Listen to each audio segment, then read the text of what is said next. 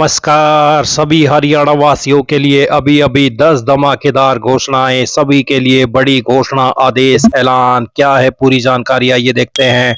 हरियाणा की हर छोटी से बड़ी योजना, घोषणा, आदेश, निर्णय, फैसला, सभी की जानकारी सबसे पहले यहाँ पर मिलती है, तो सब्सक्राइब जरूर कर लें। तो चलिए देखते हैं सभी हरियाणा वासियों के लिए 10 बड़ी खबरें, घोषणा, ऐलान। पहली बड़ी घोषणा, हरियाणा के सीएम नायब सैनी ने चंडीगढ़ स्थित हरियाणा निवास में विभिन्न सामाजिक सुरक्षा योजनाओं के तहत 35.55 लाख लाभार्थियों को 1144.55 करोड़ की लाभ राशि वितरित कर दी है। दीनदयाल लाडो लक्ष्मी योजना के तहत 9,68,000 लाभार्थियों को 203.28 करोड़ वितरित किए गए हैं।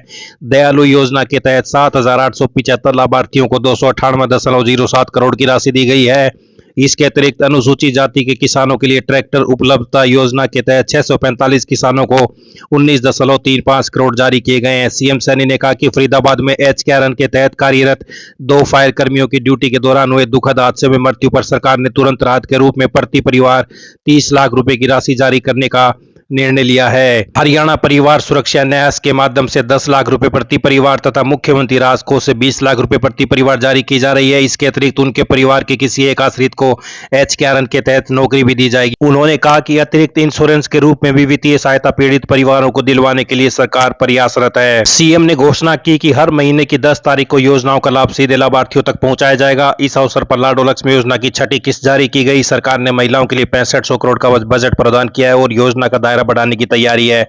अब 1,80,000 वार्षिक आय वाली महिलाओं को भी योजना का लाभ मिलेगा। फसल नुकसान और गेहूं खरीद पर भी अपडेट दी है। कुछ जिलों में मौसम की मार से फसल खराब होने की जानकारी मिली है, जिसके चलते हिसार, सिरसा और फतेहाबाद के लिए मुआवजा पोर्टल खोला गया है।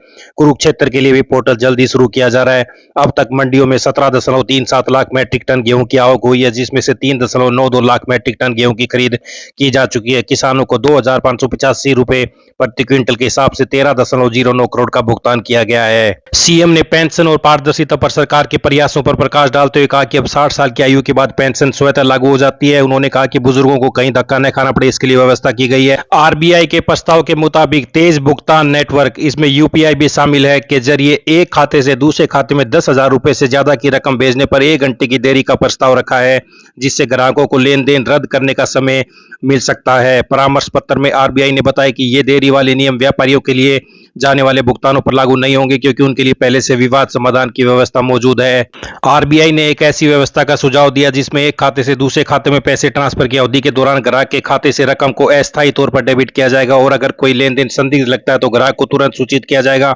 आरबीआई ने यह भी कहा कि रोजमर्रा के सामान्य भुगतानों में कोई रुकावट नहीं आए, इसके लिए कम रकम वाले लेन देन पहले की तरह ही तुरंत लागू रहेंगे। तो अब 1 घंटे में प्रोसेस होंगे ज्यादा रकम वाले डिजिटल लेन देन। धोखाधड़ी से रोकने के लिए ये कदम उठाया है। आरबीआई ने प्रस्ताव रखा है, बुजुर्गों द्वारा किए जाने वाले भुगतान के लिए भी अतिरिक्त जांच का प्रावधान हो सकता है। खाते से अस्थायी तौर पर डेबिट हो जाएगी रकम, संदिग्ध होने पर ग्राहक को किया जाएगा सूचित।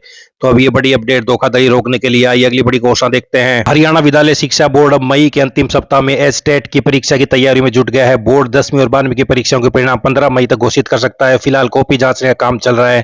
हरियाणा विद्यालय शिक्षा बोर्ड की ओर से जुलाई 2024 में आयोजित एचटेट परीक्षा में 3,35,000 से अधिक परीक्षार्थियों ने परीक्षा दी थी। करीब 9 महीने से एचटेट परीक्षा के लिए परीक्षार्थी इंतजार कर रहे हैं। बोर्ड अगर मई के अंतिम सप्ताह में एचटेट कराता है तो नवंबर में फिर से एचटेट परीक्षा की तैयारी हो जाएगी। तो ये बड़ी अपडेट 10वीं 12वीं के नतीजे के बाद मई के अंत में एचटेट संभावित। अब मई के अंत में। आइए अगली बड़ी घोषणा देखते हैं। हरियाणा सरकार ने शिक्षा का अधिकार आरटी अधिनियम 2009 के तहत आर्थिक रूप से कमजोर ईडब्ल्यूएस एवं वंचित वर्ग के बच्चों के लिए निजी गैर सहायता प्राप्त स्कूलों में 25% आरक्षित सीटों पर प्रवेश प्रक्रिया शुरू कर दी। इसके लिए ऑनलाइन आवेदन 16 अप्रैल रात 11:59 तक किए जा सकेंगे। सरकार द्वारा जारी दिशा निर्देशों के अनुसार पात्र अभिभावकों को निर्धारित पोर्टल पर जाकर आवेदन करना होगा। आवेदन प्रक्रिया पूरी तरह ऑनलाइन रखी गई है, जिसमें परिवार पहचान पत्र और बच्चे के आधार कार्ड सहित आवश्यक दस्तावेज अपलोड करने होंगे। प्रदेश में आरटी के तहत कुल 60,479 सीटें उपलब्ध कराई गई है। इसमें नर्सरी की 23,988, एलकेजी की 1,324, यूकेजी की 2,328 और ग्रेड 1 की 32,839 सीटें शामिल हैं। प्रवेश के लिए आयु सीमा 31 मार्च 2026 के आधार पर तय की गई है। नर्सरी के लिए 3 वर्ष, एलकेजी के लिए 4 वर्ष, यूकेजी के लिए 5 वर्ष और कक्षा पहली के लिए 6 वर्ष आयु जरूरी होगी। नजदीकी स्कूलों का चयन करना होगा। अभिभावकों को अपने निवास स्थान से 0 से 1 किलोमीटर और 1 से 3 किलोमीटर के दायरे में आने वाले स्कूलों का चयन करना होगा। सभी विवरण भरने के बाद आवेदन को अंतिम तिथि से पहले सबमिट करना होगा। ऑनलाइन आवेदन के बाद अभ्यर्थियों को मूल दस्तावेजों के साथ संबंधित ब्लॉक स्तर समिति के समक्ष उपस्थित होना होगा। हरियाणा का निवासी होना और ईडब्ल्यूएस या वंचित श्रेणी के प्रमाण देना अनिवार्य होगा।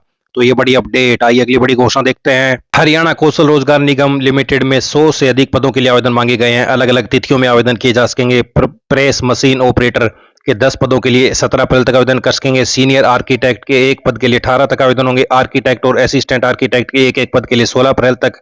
सिविल एस्टिमेटर के एक पद के लिए 13 अप्रैल तक। सिक्योरिटी सुपरवाइजर के 30 पदों और वेयर हाउस सुपरवाइजर के 20 पदों के लिए 11 अप्रैल तक आवेदन होंगे। इसी तरह से हेल्पर के 50 पदों के लिए 18 अप्रैल तक आवेदन की प्रक्रिया रहेगी। तो 100 से अधिक पदों के लिए 11 से 18 तक करें आवेदन। आइए अगली बड़ी घोषणा देखते हैं। मुख्यमंत्री नायब सैनी ने घोषणा की है कि राज्य के यूपीएससी, एचपीएससी और जुडिशरी के प्री एग्जाम पास करने वाले युवाओं को आगे की कोचिंग फीस की प्रतिपूर्ति करने के लिए प्रदेश सरकार द्वारा वित्तीय सहायता दी जाएगी। उन्होंने कहा कि मुख्यमंत्री युवा प्रतिभा प्रोत्साहन योजना के तहत आर्थिक रूप से कमजोर युवाओं को 25,000 से लेकर 70,000 रुपए तक वित्तीय मदद दी जाएगी। तो ये बड़ी अपडेट। आय के अनुसार वित्तीय सहायता दी जाएगी। जिन परिवारों की वार्षिक आय 1 लाख रुपए तक है उनके बच्चों को 70,000 रुपए, 1,80,000 रुपए आय तक वाले परिवारों को 60,000 रुपए, 1,80,000 से 3 लाख तक आय वाले परिवारों को 50,000 और 3 लाख से 5 लाख तक की आय वाले को 25,000 रुपए की वित्तीय सहायता दी जाएगी। तो ये बड़ी अपडेट। प्री एग्जाम पास करने पर यूपीएससी, एचपीएससी की तैयारी करने वाले युवाओं को वित्तीय सहायता। आइए अगली बड़ी घोषणा देखते हैं। आप सभी के लिए बड़ी योजना। खादी बोर्ड दे रहा है स्वरोजगार का मौका। हरियाणा खादी एवं ग्रामोद्योग बोर्ड की ओर से प्रधानमंत्री रोजगार सृजन कार्यक्रम के तहत युवाओं और बेरोजगारों को स्वरोजगार के प्रति प्रोत्साहन के तहत निर्माण क्षेत्र खादी उत्पादों की फैक्ट्री के लिए 50 लाख रुपए तक और सेवा क्षेत्र खादी से जुड़े सामान की दुकान आदि के लिए कम दर पर 20 लाख रुपए तक का लोन दिया जा रहा है। कितना लोन मिल सकता है? निर्माण फैक्ट्री या मैन्युफैक्चरिंग यूनिट के लिए 50 लाख तक, दुकान जैसे सैलून की मरम्मत और अन्य काम के लिए 20 लाख तक। हरियाणा वासियों के लिए बड़ी अपडेट। पल पल की जानकारी आप सभी को मिलती रहेगी। चैनल को सब्सक्राइब जरूर कर